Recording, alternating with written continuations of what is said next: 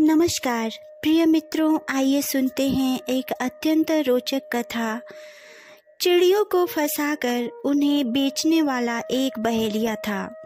वह दिन भर अपना गोंद लगा बांस लिए वन में घूमा करता था और चिड़ियों को फंसाया करता था। एक बार सर्दी के दिनों में बहेलिया बड़े सवेरे जंगल में गया। उस दिन उसे कोई चिड़िया नहीं मिली। एक जंगल से दूसरे जंगल में भटकते हुए उसे पूरा दिन बीत गया। वह इतनी दूर निकल गया था कि घर नहीं लौट सकता था। अंधेरा होने पर एक पेड़ के नीचे रात बिता देने के विचार से वह वहां पर बैठ गया। उस दिन में वर्षा हुई थी, ओले पड़े थे, सर्दी खूब बढ़ गई थी। बहेलिये के पास गर्म कपड़े नहीं थे। वह जंगल में रात बिताने की बात सोचकर घर से नहीं चला था। हवा जोर से चलने लगी। बहेलिया थर थर कांपने लगा। जाड़े के मारे उसके दांत कट कट बजने लगे। जिस पेड़ के नीचे बहेलिया बैठा था, उस पेड़ के ऊपर कबूतर का एक जोड़ा घोंसला बनाकर रहता था। बहेलिये की दुर्दशा देखकर कबूतर ने अपनी कबूतरी से कहा, यद्यपि यह हम लोगों का शत्रु है, किंतु आज हमारे यहाँ अतिथि हुआ है।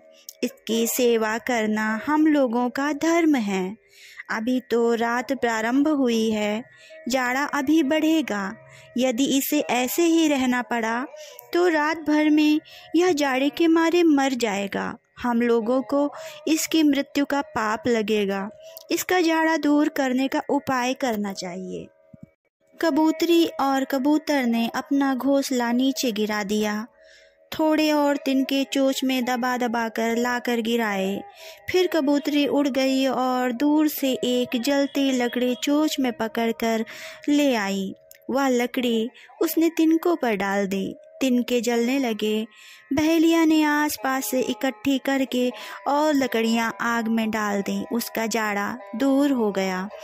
बहेलिया दिन भर का भूखा था। अब वह अग्नि के प्रकाश में इधर उधर देखने लगा कि कहीं कुछ मिल जाए तो खाकर भूख मिटा ली जाए। उसका भूख से बुरा हाल हो रहा था। उसका मुख भूख से सूख रहा था। कबूतरी ने यह देखा तो वह कबूतर से बोली, अतिथि तो साक्षात भगवान का स्वरूप होता है। जिसके घर से अतिथि भूखा चला जाता है, उसके सब पुण्य नष्ट हो जाते हैं। यह बहेलिया आज हम लोगों का अतिथि है और भूखा है। हमारे पास इसकी भूख मिटाने को और तो कुछ है नहीं।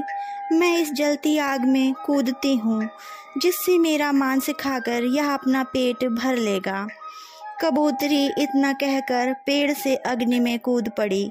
कबूतर ने अपने मन में कहा, इस अतिथि का पेट कबूतरी के थोड़े से मांस से कैसे भरेगा। मैं भी आग में कूदकर अपना मांस इसे दूंगा।